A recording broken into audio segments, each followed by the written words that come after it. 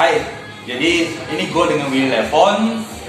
Dia mungkin kawan yang belum tahu, dia salah satu pengacara muda Kota Medan, baru merintis karir dia sebagai seorang pengacara, tapi dia punya cerita-cerita yang cukup menarik bagaimana caranya dia bisa meraih passion dia dan impian dia walaupun usia dia tergolong masih sangat muda.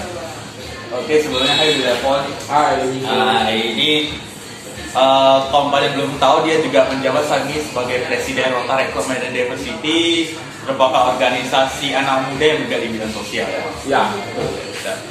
Mungkin kalau gak ada Abdul kalau saya ceritakan terlalu panjang soal Willy Levon, jadi biarkan dia menceritakan diri dia sendiri. Bagaimana bro sebagai saat ini sebagai kerjanya sebagai apa sih? Saat ini saya kerjanya sebagai pengacara. Mana 2 tahun yang lalu saya magang sebagai seorang pengacara. Banyak sih anak muda sekarang yang fokusnya ingin jadi pengacara juga. Tetapi saya melihat banyak juga anak muda yang berfokus menjadi pengacara hanya untuk menjadi seorang pengacara yang kaya. Tetapi sebagai pengacara, Anda sangat membutuhkan yang namanya moralitas, tanggung jawab, kejujuran, dan itikat baik Anda dalam berprofesi itu sangat diperlukan. Dimana awal saya melakukan magang itu saya tahun 2019 saya tamat dari Universitas Sumatera Utara Sarjana Hukum sekitar bulan Februari. Ya, waktu itu saya tamatnya sekitar 3 tahun 5 bulan, 3 tahun 5 bulan saya sudah lupa. Nah, pada saat itu setelah saya tamat dari S1 dari USU, saya langsung membawa lamaran saya sekitar 25 lamaran. Saya masih ingat waktu itu 25 lamaran tersebut saya bawa, saya tenteng di ransel saya. Saya berkeliling satu-satu kota Medan, rofumnya, baik rofum, baik kantor hukum, baik dari besar maupun sampai kecil, saya keliling semua, saya kasih lamaran. Namun hasilnya tidak ada pun satu pun yang menerima saya. Nah, ketika itu saya sempat dipanggil oleh salah satu pengacara top di Kota Medan. Boleh tahu siapa itu?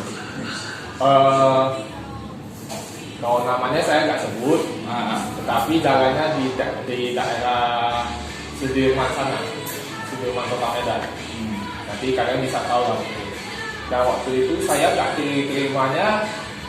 Awalnya dia mau terima bapak itu, cuma ketika saya ditanyakan mengenai anaknya, saya terkejut. Wah, ini anak waktu kelas SMP 3 mengaku penghuni nih. Mampus kan gua dalam hati gua kayak gitu kan. Jadi ditanya bapaknya, masih ingat anak saya? Dia masih ingat. Gimana pak? Kabarnya? Oh baik katanya gitu kan. Setelah itu saya katanya kamu pulang dulu, besok saya kabarin. Dia gak kembali lagi. Dia sudah gak kabarin. Namun ada teman saya magang di sana, dia memberi informasi ke saya waktu. Saya gak terima karena ada masalah lama dengan anaknya. Tapi saya maklum lah hal itu, karena waktu SMP dulu saya sangat Bisa dibilang itu cerita lama yang agak kelam ya, ceritanya berimbas. Tapi sebelum itu bro, ini kan tadi cerita panjang bro, udah menjalani bagaimana mengambil 25 lamaran ke law firm untuk daftar sebagai seorang pengacara magang. Jadi sebenarnya pertanyaan dasarnya adalah kenapa bro memilih jalan sebagai seorang pengacara? Kenapa di hukum ini kan agak luas, ada notaris, ada pengacara, atau bisa jadi hakim, atau hukum ini bisa kaitkan dengan politik. Tapi kenapa harus pengacara? Kenapa gak ada kerjaan-kerjaan lain yang membuat bro tertarik? Kenapa harus jadi pengacara yang membuat bro tertarik? Nah, pertanyaannya sangat bagus sekali. Saya sangat mengapresiasi pertanyaan ini. Nah, dasar saya menjadi seorang pengacara muda adalah pertama, saya ingin membela keluarga saya. Banyak sekali Tionghoa yang saat ini belum berani mengambil resiko sebagai seorang pengacara. Maka basicnya saya adalah orang yang suka mencari masalah sebenarnya. Jadi Suka berdebat. masa jadi cari masalah jadi sebuah pengacara gitu. Iya, awalnya saya suka berdebat dengan orang. Nah, saya suka berdebat. Namun saya pikir, oh, Ernest Tongko masih jangan mau jadi pengacara nih di Kota Medan. Makanya saya ambil sebagai pengacara. Saya sangat ingin membela keluarga saya, menantau keluarga saya suatu saat terdapat masalah hukum di antara mereka. Kalau mereka mau habisin uang ke orang lain, bagusan saya backup mereka, saya membela mereka. Kan kira-kira seperti begitu. Jadi intinya kerjaan mulia juga lah ya, sekalian membantu keluarga. Iya, salah satu itu juga. Kedua, saya juga sebelum jadi seorang pengacara sampai saat ini ya, awalnya itu juga saya sempat pergi ke beberapa ke vihara lah. Kan saya umat Buddhis, saya ke vihara, saya mencoba meminta restu lah, ya kan, dari dewa kan kita bilang ya. Kita mau hoki. Bukan itu. Jadi saya hanya minta itu bahwa kalau saya memang boleh ditakdirkan sebagai pengacara, kasihlah saya suatu kantor magang untuk agar saya bisa magang. Dan ketika saya sudah dapatkan itu, saya akan menyisihkan waktu saya sedikit untuk membantu mereka yang tidak punya uang dalam menangani kasus hukum mereka. Saya akan tangani secara cuma-cuma waktu itu. Berarti bro memang dari awal bisa dibilang memilih pengacara karena kerjanya biasanya sebenarnya kerjaan mulia. Iya, tepatnya saya anggap pengacara itu sebagai suatu official noble. Kalau kamu pernah dengar official noble itu artinya profesi yang sangat mulia, seperti dokter, ya kan? Itu kan dokter menolong orang ketika kesehatannya memburuk, ya kan? Kita sebagai pengacara menolong orang ketika mereka terjadi kasus hukum. Nah, saya ingatkan sekali satu hal juga. Kita boleh membela tersangka. Jangan pernah kita masyarakat menganggap pengacara membela tersangka itu buruk. Kita harus lihat dulu pengacara tersebut membela tersangka yang sudah bersalah itu, apakah dia membela untuk meringankan hukumannya atau untuk membebaskannya. Kalau untuk membebaskannya dari segala tuduhan, sebenarnya dia sudah terbukti bersalah, saya rasa itu sangat salah. Tapi dia kalau sudah salah, wajar dong kita sebagai manusia membantu meringankan hukuman tersangka tersebut. Kan kira-kira seperti begitu. Tapi bagaimana misalnya ini pandangan bro soal hukum yang bisa dibilang di Indonesia agak berat sebelah. Kan banyak nih netizen di Indonesia itu ngomong soal ini udah tahu salah masih dibela, mana hati nuraninya. Masa berarti kan terkesan pengacara itu kerjaan yang yang membuat orang memberikan stigma negatif. Ya bisa jadi, bisa kita ngomongin kasus-kasus yang agak gempar di Indonesia, ya justru ada pengacara yang mati-matian membela si tersangka. Nah, ini kan jadi sebuah perdebatan. Berarti bisa dibilang banyak netizen Indonesia menganggap job desk seorang pengacara itu justru buruk itu statementnya. Bagaimana lebih level menanggapi hal seperti itu? Ya, itu kalau soal itu saya bilang ke pribadi masing-masing pengacara, ya kan. Tapi seperti yang saya bilang kembali yang tadi kan, kita sebagai seorang pengacara membela seorang tersangka yang sudah jelas bersalah untuk berisiko kan. Kita harus melihat kita membela dia untuk apa? Untuk meringankan hukumannya atau untuk membebaskannya. Kalau dia sudah salah, jangan kita bebaskan. Kalau dia sudah salah, kita hanya boleh meringankan hukuman yang menurut pendapat saya. Saya tidak tahu dengan pendapat orang lain. Karena kenapa? Saya juga pernah tangani seorang tersangka. Beliau ingin menghilangkan alat bukti lah. Alat bukti tindak pidana tersebut. Saya diminta bantu oleh teman saya. Tolong bantu dong keluarga saya ini. Jadi saya bilang, kalau dia mau menghilangkan alat bukti, saya tidak bisa bantu. Kenapa? Anda sudah bersalah, Anda harus menjalani hukuman. Untuk itu. Tetapi jika Anda mau saya bantu, saya akan membantu meringankan hukuman Anda. saya akan mungkin mencari eksepsi dan sebagainya, pledoi dan sebagainya saya akan buat untuk meringankan hukuman beliau, tetapi beliau tetap dinyatakan salah. Nah, soal tadi Bro Niko bilang bahwasanya hukum ini berat sebelah ya, tumpu ke atas, tajam ke bawah, masih agak sering itu. Tidak semua oknum polisi yang melakukan hal seperti itu. Kalian harus ingat, polisi itu sebagai aparat penegak hukum selalu memberikan yang terbaik menurut saya. Karena saya ada tangani satu kasus di Binjai. Nah, kasus ini saya tangani secara umum. Kasus tentang penganiayaan dalam keluarga. Ya, di mana abangnya memukul adiknya. Nah, abangnya sudah bersalah. Saya tangani sebagai pihak korban waktu itu. Abangnya sudah bersalah. Saya tanya kepada polisi, bukti sudah cukup kuat, kenapa tidak ditahan? Kita kalau di dalam penganiayaan keluarga sekarang ada namanya peraturan kepolisian Republik Indonesia tahun 2020, kalau nggak salah, sama peraturan kejaksaan tahun 2021 ya kalau nggak salah, tentang restoratif justice, saya udah lupa. Nah, bahwasannya kalau penganiayaan seperti itu sebaiknya dilakukan secara mediasi dulu. Apakah pihak korban dengan pihak tersangka bisa dilakukan perdamaian? Karena keluarga ya? Iya, karena keluarga. Kenapa? Tidak itu tindak pidananya, hukumannya masih ringan. Jadi disarankan untuk dilakukan sebuah mediasi terlebih dahulu. Nah, jangan langsung dilakukan penangkapan. Polisi itu selalu melakukan prosedur. Apakah ini layak ditahan atau tidak? Kita harus lihat dulu. Apakah bukti ini sudah cukup kuat atau tidak? Kalau bukti tidak cukup kuat, polisi masa melakukan penangkapan dan penahanan bisa-bisa saja tersangka melakukan peradilan. Ketika peradilan benar, maka polisi tersebut bakal ibaratnya dianggap salah melakukan penangkapan. Kita harus melihat posisi bagaimana mereka melakukan penegakan hukum. Tidak semua masalah hukum di mana yang punya uang menang. Karena pas saya tangani kes ini, sebenarnya menurut saya pihak korban lebih banyak uangnya. Gitu ya, kita kan bilang lebih banyak uang, lebih banyak tetapi polisi waktu di sana sangat mantap menurut saya. Mereka menjelaskan kenapa kami tidak boleh kenapa mereka tidak mau melakukan penahanan tersebut. Oke, berarti bisa dibilang nggak seluruhnya cerita-cerita hukum di luar itu negatif ya? Enggak semua.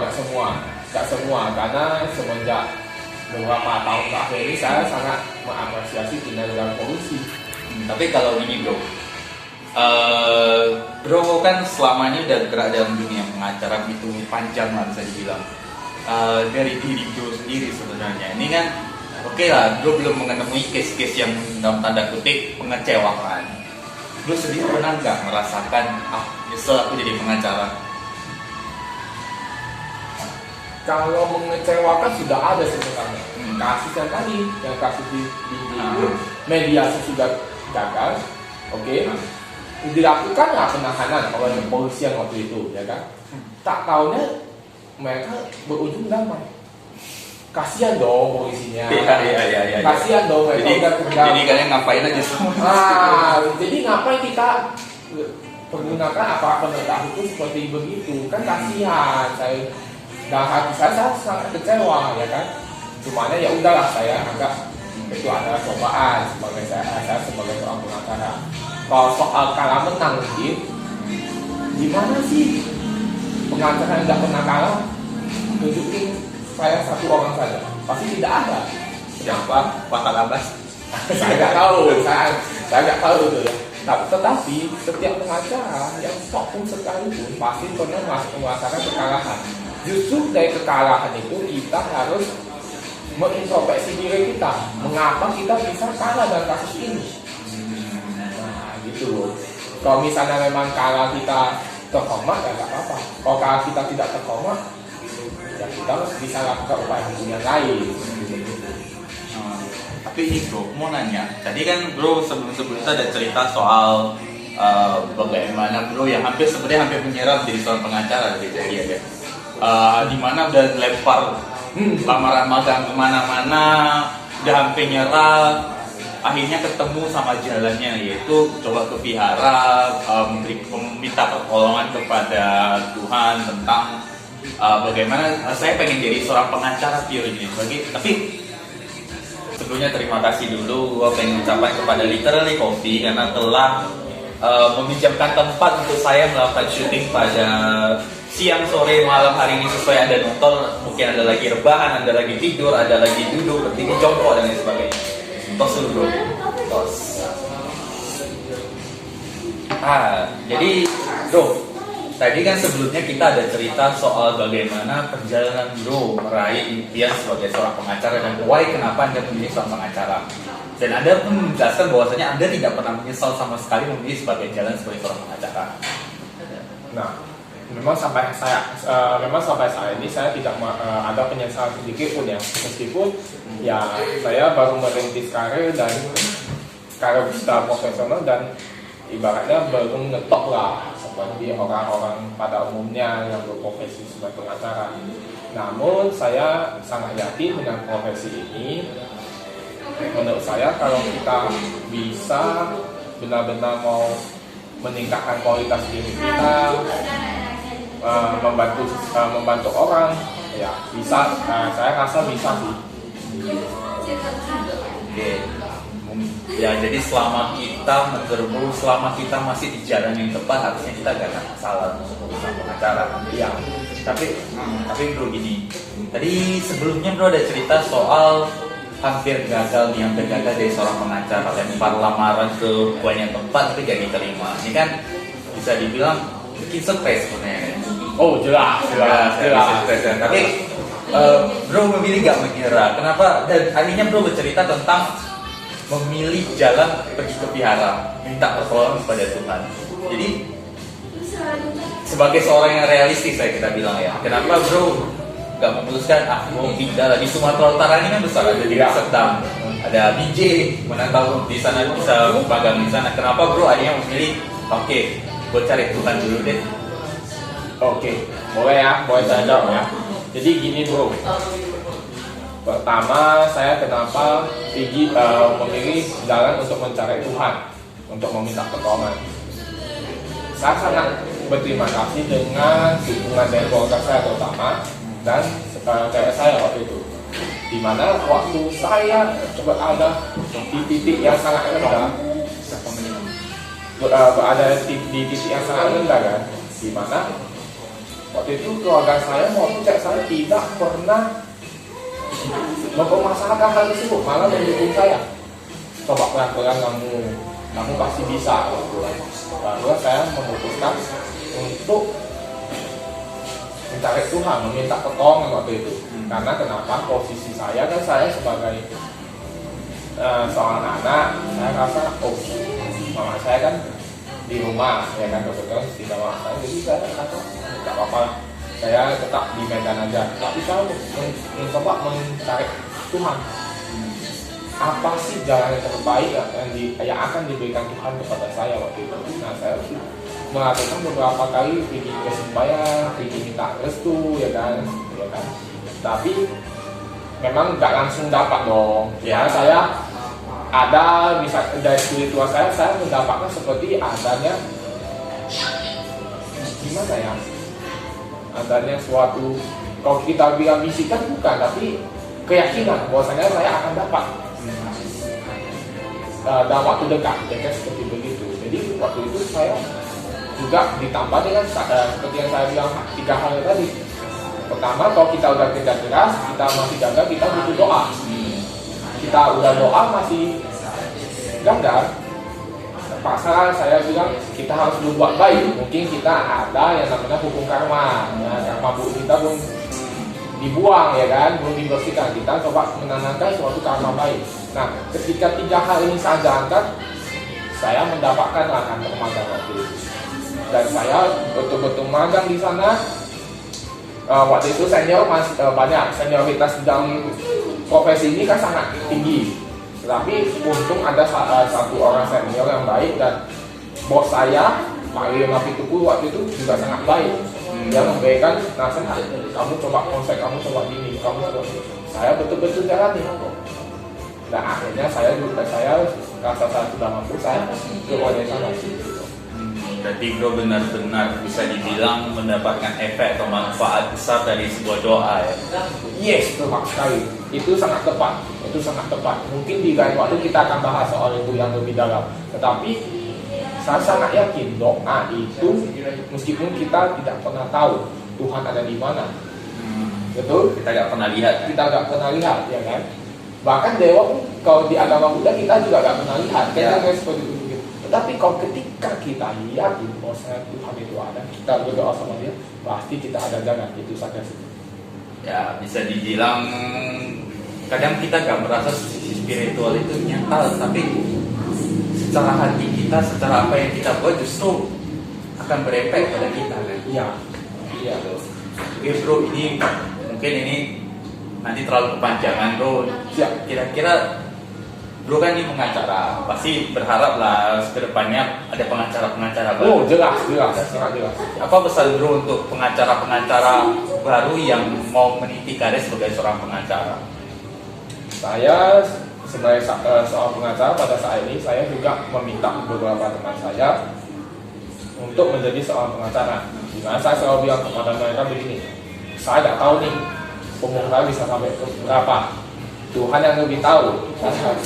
Jadi saya meminta mereka untuk menjadi seorang pengacara muda agar bisa membantu orang juga. Jangan kita sebagai pengacara terus kita hanya mengincar semua materi. Ingat, materi itu kita memang butuh. Tetapi ketika kita melakukan suatu pro bono, bantu orang, dan kita menangkan kasus itu, wah, kebanggaan dalam diri kita sangat tinggi waktu itu. Yang menurut saya ya. Kedua, saya memberi pesan kepada anak muda, di mana anak muda yang ingin berprofesi sebagai seorang pengacara, lakukanlah magang dengan sebaik-baiknya, baik hal konsep, secara mental, dan sebagainya. Jangan pernah kita ketika sudah jadi seorang pengacara, kita sudah dapat kartu advokat, kita sudah mengenal advokat, terus kita berbangga diri dan kita sampai lupa. Sampai lupa diri kan. Jadi kita waktu ada saat kita tidak bisa mengkoreksi diri. Saya sampai saat ini saya tetap mengkoreksi diri. Kenapa di case ini saya bisa kalah? Nah di upaya hukum yang lain saya harus menangkan dan nyatanya menang. Gitu. Nah, jadi kita sebagai seorang pengacara, pesan saya pengacara muda ini jangan terfokus kepada materi. Kita bersyukur dulu, kita bisa jadi seorang pengacara nih. Apa yang mau kita lakukan sambil mencari materi, sambil kita membantu orang, itu saja. Berarti bisa dibilang jangan terlalu fokus kepada materi akan datang pada saatnya nanti. Intinya ketika jadi seorang pengacara, maka jadilah pengacara terbaik, jadilah pengacara yang terus membantu orang, maka materi akan datang nantinya. Iya, dengan catatan kita harus tetap bekerja keras, doa dan berbuat baik, itu saja. Siap, sedap. Jadi mungkin itu saja dari Bro Levon. Thank you for coming today. So, untuk kawan-kawan yang pengen jadi pengacara, semoga video kali ini akan memberikan manfaat dan memberikan inspirasi untuk kawan-kawan. Intinya adalah dari saya simpulkan bahwasanya sebagai seorang pengacara, jangan lupa job desk kita sebagai seorang pengacara bukan fokus kepada uang, dan teruslah bekerja keras dan jangan lupa berdoa. Saya yakin apapun tujuan Anda, apapun impian Anda pasti akan tercapai. So thank you Bro Levon. Thank you bro. Thank you. See you next time. Jangan lupa like dan subscribe.